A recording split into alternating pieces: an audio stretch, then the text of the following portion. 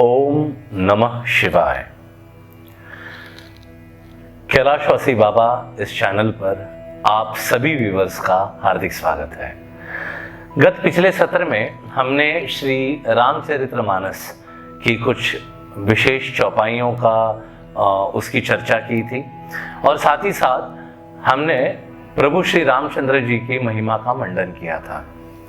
फरवरी 18 आ रही है और महाशिवरात्रि का पावन पर्व भी नजदीक आ रहा है। विश्व की सबसे बड़ी रात्रि, द लॉन्गेस्ट नाइट जिसको कहा जाता है, वो है महाशिवरात्रि। और वो रात्रि है जिस रात्रि पर श्री महादेव का जगत जननी महामाता पार्वती से विवाह हुआ था। महाशिवरात्रि का व्रत पर्व भारतवर्ष ही नहीं, समस्त भूमंडल के जितने भी शैव हैं, वो शैव बड़ी श्रद्धा भक्ति के साथ इस पर्व को मनाते हैं। उस रात्रि कोई निद्रा अधीन नहीं होता, अपितु प्रत्येक व्यक्ति जागता है। हम आजकल जो एक ट्रेंड चल रहा है नॉवेल्स का, और मैंने भी कई ऐसी कुछ नॉवेल्स एक टाइम पे देखी थी जिसमें लोग कहते हैं कि शिव जो है वो पहले इंसान थे, a man who became God. आज मैं ऐसी ही कुछ बातों का विश्लेषणात्मक दृष्टिकोण से आपको समझाने का प्रयत्न करूंगा। नॉवेल्स या कादंबरी पढ़ने के बजाय यदि लोग शास्त्रों का आधार ले या शास्त्रों का अध्ययन करे तो वो ज्यादा उपयुक्त होगा। आपको पता है, कुरान में एक शब्द आता है इकरा। इकरा का अर्थ है पढ़ो, रीड। और हम में से कोई जो है, मैं अपने हिंदू समाज की बात कर रहा हूं, कितने लोग हैं जो तथाकथित लोगों की कही सुनी बातों को सुनकर उसको सच मान लेते हैं। कोई कहता है कि शिव जी चिलम पीते थे, कोई कहता है शिव जी भांग पीते थे, कोई कहता है कुछ कहता है। जस्ट बिकॉज तुम्हें अपनी इंद्रियों की इच्छा पूर्ति करनी है, इसलिए तुम शिव जी का नाम मध्यस्थ लेते हो। शिव कौन है? शिव की जो पर्सनालिटी है उसका वर्णन यदि आप ध्यान से पढ़ो, सुनो, यह है श्रीमद् ब्रह्म वैवर्त पुराण। 18 पुराणों में से एक है और इसमें श्री महादेव शिव के स्वरूप का बड़ा सुंदर वर्णन हुआ है। कहते हैं कि श्री महादेव शिव की अंग कांति शुद्ध स्फटिक मणि के समान निर्मल एवं उज्जवल है। आपने स्फटिक मणि को देखा होगा कि स्फटिक मणि जो होता है, जिस पर स्फटिक मणि की मालाएं आपको कई सारी पूजा भंडार के उसमें मिलती हैं, उससे देवी मंत्र का जाप किया जाता है। कितनी ट्रांसपेरेंट होती है स्फटिक मणि। वो स्फटिक मणि की कांति है उनकी कर्पूर गौरम, कर्पूर की भांति उनकी अंग कांति है, उज्जवल, निर्मल, कोई मल नहीं, मल रहित जिनकी अंग कांति हो। हमारे तो चेहरे पे एक्ने, धब्बे, ना मसूए, पता नहीं क्या क्या हो जाता है, किंतु महादेव की अंग कांति जो है वो निर्मल है, वो स्वच्छ है, वो उज्जवल है। और उनके 5 मुख हैं और दिशाएं ही उनके वस्त्र हैं। जितनी भी आप डायरेक्शंस देखते हो, east, north, west, south, north west, north east, जो भी, वो जितनी भी डायरेक्शंस हैं, जितनी भी दिशाएं हैं, वो दिशाएं उनके वस्त्र हैं। आप सोचो। तो फिर ये तथाकथित लोग जो कहते हैं कि a man who became God, that is completely wrong. वो मिथ्या है। महादेव शिव भगवान थे, भगवान हैं और भगवान रहेंगे, और उनको भगवान बनने की आवश्यकता नहीं है, क्योंकि वो भगवान है, वो परमेश्वर है। आप दक्षिण भारत में जाओ, दक्षिण भारत में महादेव को परमेश्वर करके संबोधित किया जाता है, परम ईश्वर, उनसे ऊपर कोई नहीं।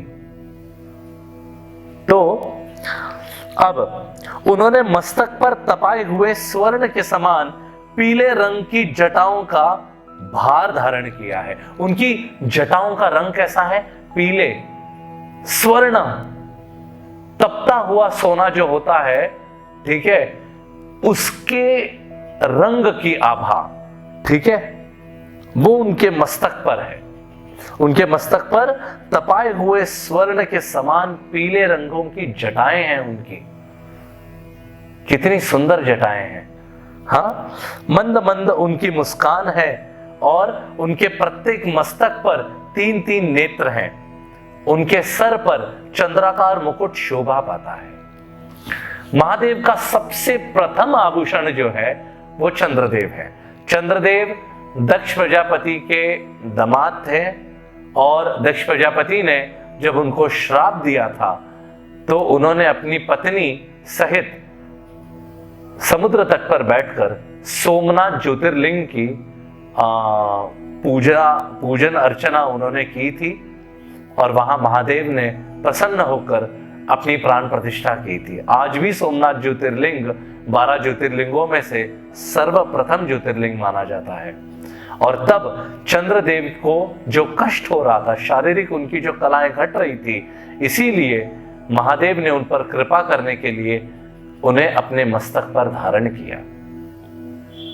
ये औदार्य है श्री महादेव का। परमेश्वर शिव के हाथों में त्रिशूल, पट्टिश और जपमाला है। वे सिद्ध तो हैं ही, संपूर्ण सिद्धों के भी ईश्वर हैं। वे सिद्ध हैं। ऐसा कोई मंत्र नहीं, ऐसा कोई तंत्र नहीं जिसका ज्ञान श्री महादेव को ना हो। महादेव जी जिस व्यग्र चर्म पर विराजमान है, बैठते हैं, उस व्यग्र चर्म के नीचे सारे तंत्र मंत्र लौटते हैं और वहीं से उनका स्रोत है, प्रादुर्भाव वहीं से होता है। अब वाराणसी की हम यात्रा करते हैं और वाराणसी क्या, संपूर्ण भारतवर्ष में आप कहीं भी जाओ, आपको अघोरियों का पंथ दिखाई देता है। वो तंत्र साधना में बहुत दक्ष होते हैं और उत्तम भी होते हैं।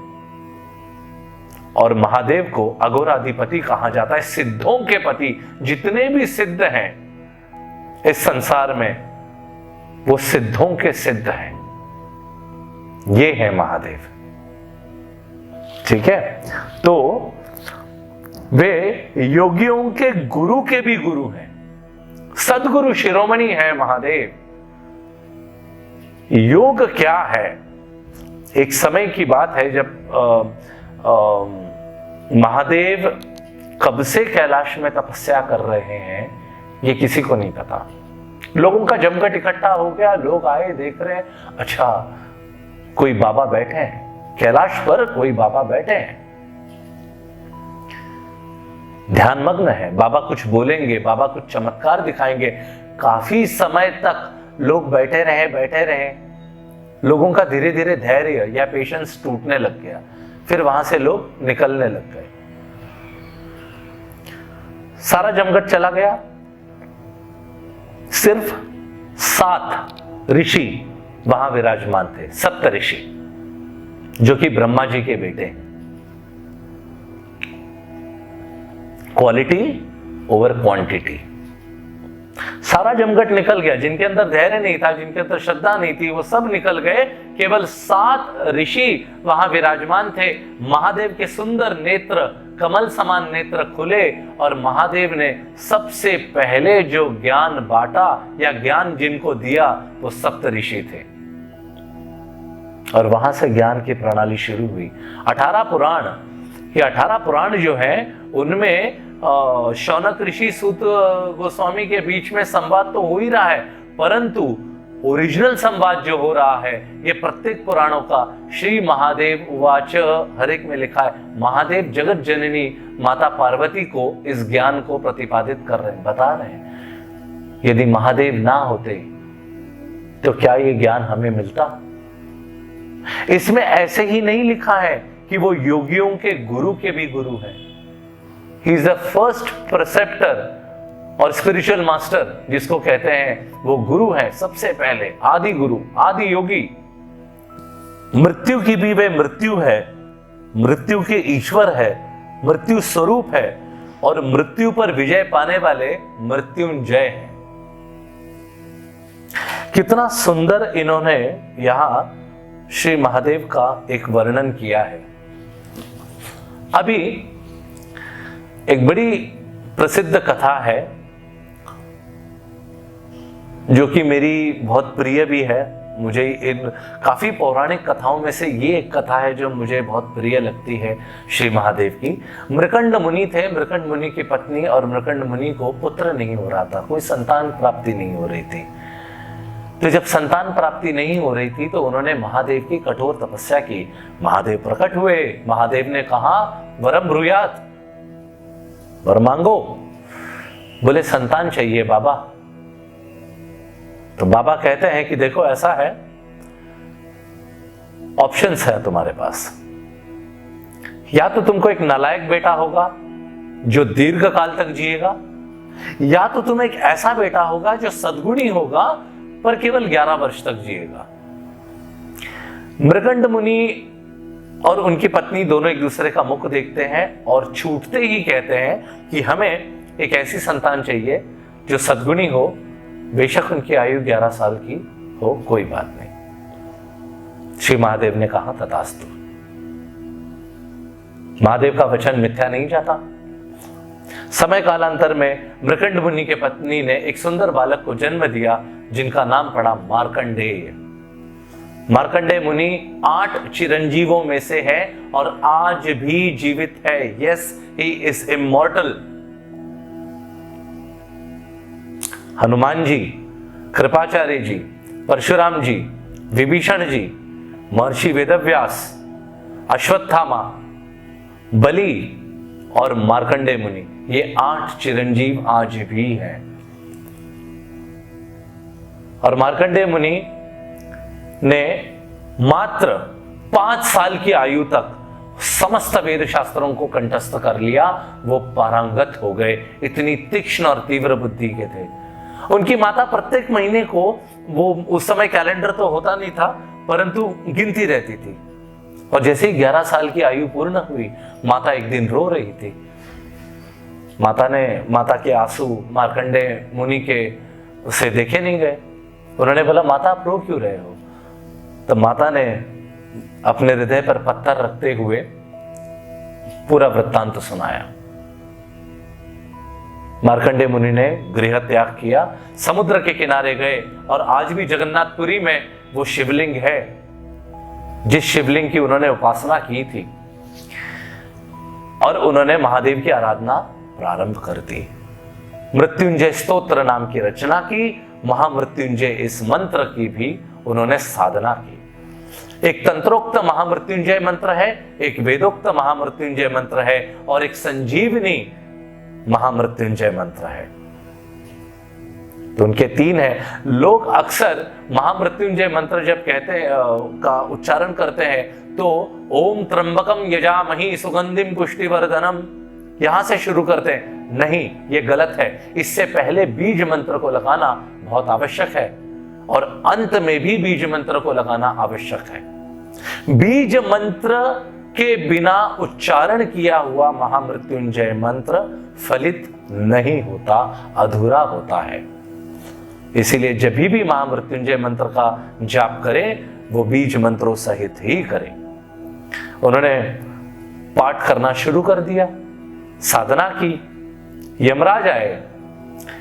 छोटे मोटे पापियों के लिए यमदूत आते हैं, पर मार्कंडेय मुनि पापी नहीं थे, एलीट थे। ही वॉज टू एलिवेटेड कि यमराज को स्वयं आना पड़ा। यमराज ने जैसे ही अपना पाश मार्कंडेय मुनि के गले में डाला और मार्कंडेय मुनि को खींचा, मार्कंडेय मुनि ने तत्क्षण शिवलिंग का आलिंगन किया, महादेव को पुकारा जैसा एक बालक पुकारता है अपने पिता को। वो शिवलिंग 2 भागों में फटा और महादेव वहां प्रकट हुए, और महादेव ने प्रकट होते ही यमराज की छाती पे लात मार दी। यमराज गायब, पोस्ट खत्म। यमराज गए। अब संसार में मृत्यु नहीं है। शिवजी इतने क्रोधित हो गए, इसीलिए ये लिखा है इधर कि वे मृत्यु स्वरूप है, मृत्यु के ईश्वर है। सारे देवता ब्रह्मा विष्णु सब एकत्रित हुए, बोले हे महाकाल, बोले हाँ ये इसको समझना चाहिए था, ये काल है पर मैं महाकाल हूं। बोले यदि आप इनको प्रकट नहीं करोगे, जीवन दान नहीं दोगे, तो सृष्टि की जो गतिविधियां है वो रुक जाएंगी।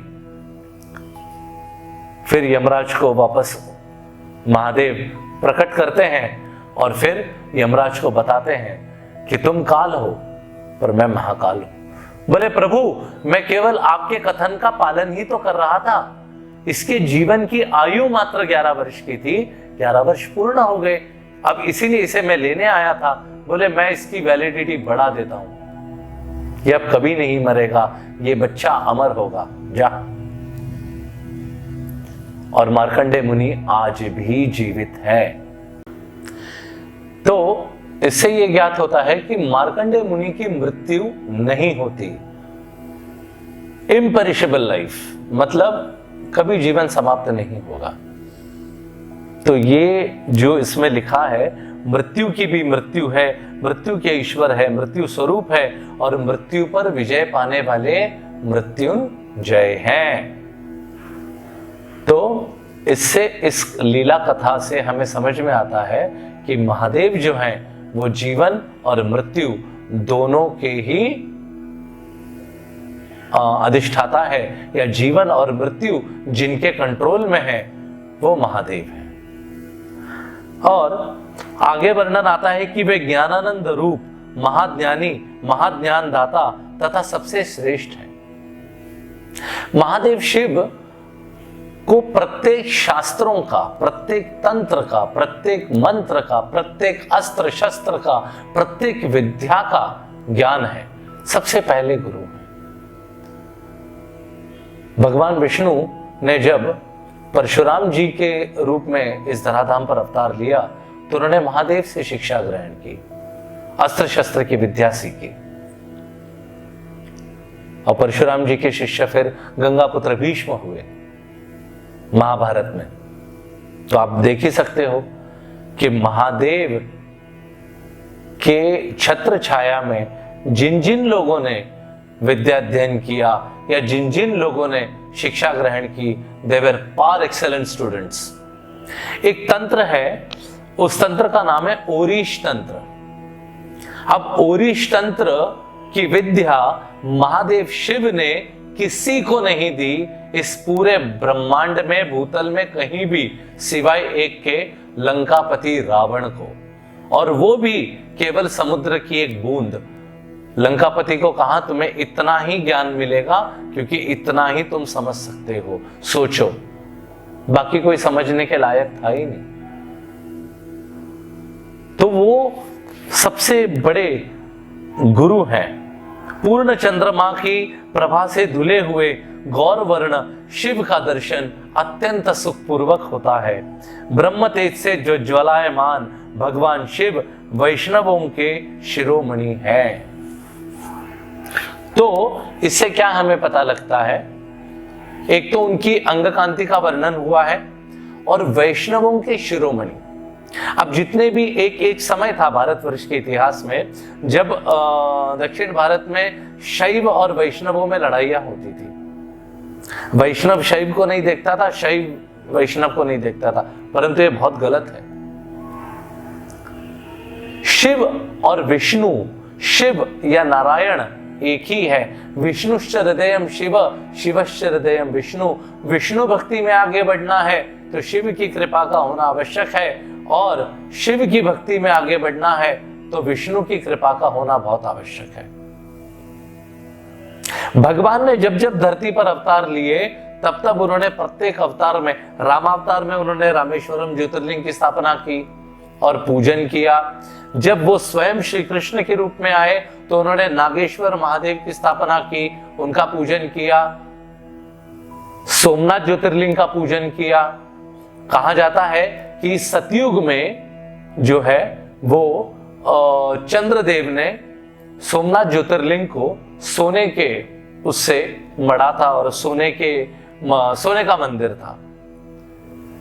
फिर द्वापर युग, त्रेता युग में चांदी, रावण ने चांदी लगाई थी और चंदन की लकड़ियों से भगवान श्री कृष्ण ने उनकी आराधना की थी। प्रत्येक युग में प्रत्येक पर्सनालिटी ने महादेव की पूजा उपासना की है। अब हम बात करेंगे कि महाशिवरात्रि को हमें यदि सफल बनाना है, सबसे सरल मार्ग सिंपल महादेव को प्रसन्न करने का या महादेव को जानने का, ठीक है, वो है शिव पुराण का अध्ययन करना। ठीक है, ये जितने भी नॉवेल्स आपको बाहर ऑक्सफोर्ड बुक स्टोर में या कहीं भी आपको मिलेंगे, ये शिव जी के बारे में बता रहे हैं, a man who became God, ठीक है, चंद्रवंशी, नीलकंठ इनका नाम था। हाँ, नीलकंठ महादेव का नाम था, परंतु आप जो ये सो कॉल्ड इंटेलेक्चुअल्स है, तथाकथित बुद्धिजीवी, जो कि यहां से भटक जाते हैं, कैलाशवासी बाबा चैनल का एकमात्र उद्देश्य यह है कि जनमानस के बीच में भागवत वांग्मय को या शिव तत्व को या हमारी भारतीय संस्कृति की किसी भी पद्धति को ऑथोरिटेटिवली और ऑथेंटिकली पहुंचाया जाए। मैं जब भी आप लोगों के सामने बैठता हूं तो उस ग्रंथ का नाम लेता हूं कि लोगों को पता हो, जनमानस को पता हो कि ये ज्ञान कहां से आ रहा है। ज्ञान शुद्ध होना चाहिए, एडल्ट्रेटेड नहीं। व्हाट्सएप यूनिवर्सिटी का ज्ञान कैलाशवासी बाबा चैनल प्रमोट नहीं करता। ठीक है, तो शिव पुराण ये उत्तम शास्त्र है। उत्तम शास्त्र क्या है?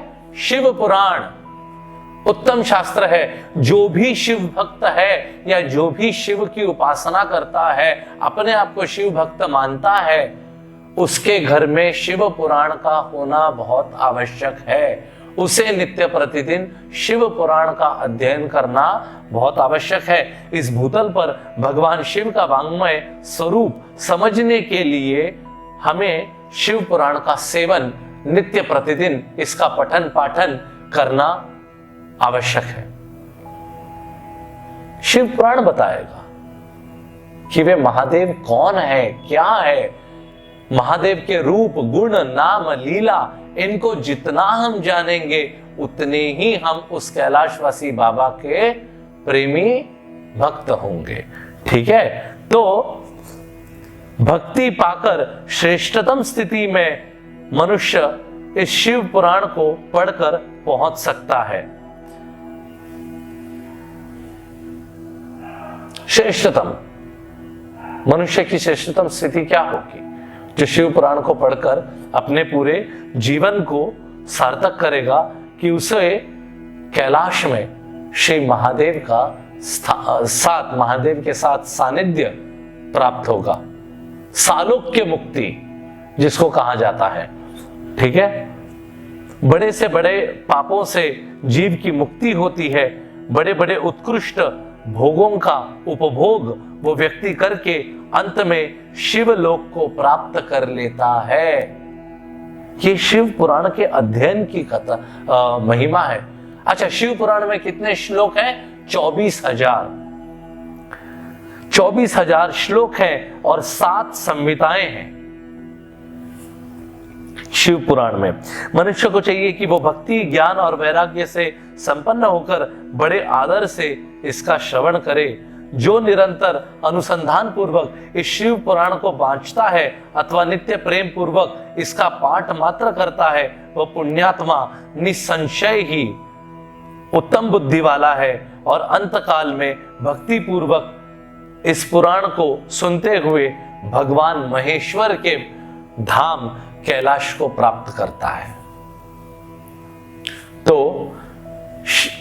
श्री महाशिवरात्रि का पर्व जो आएगा, इस पर्व पर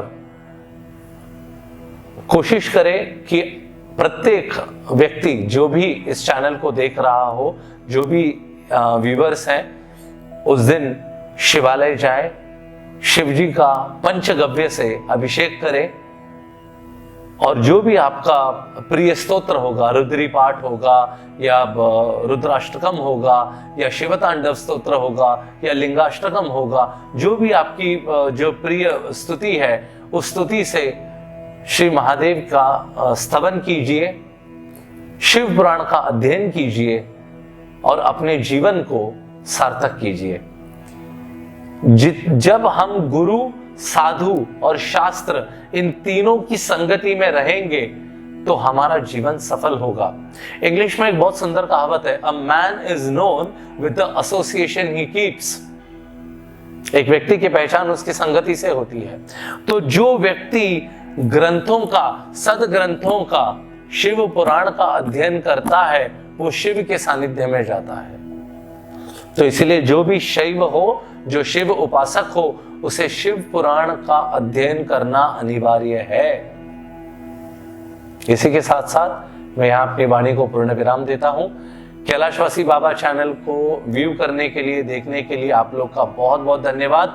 ज्यादा से ज्यादा लोग आप इसको सब्सक्राइब करें, चैनल को लाइक करें, ताकि हम ऐसे ही ज्ञानवर्धक नए नए वीडियोस आप लोगों के सामने लाने का हमें एक उत्साह और प्रेरणा मिलती रहे।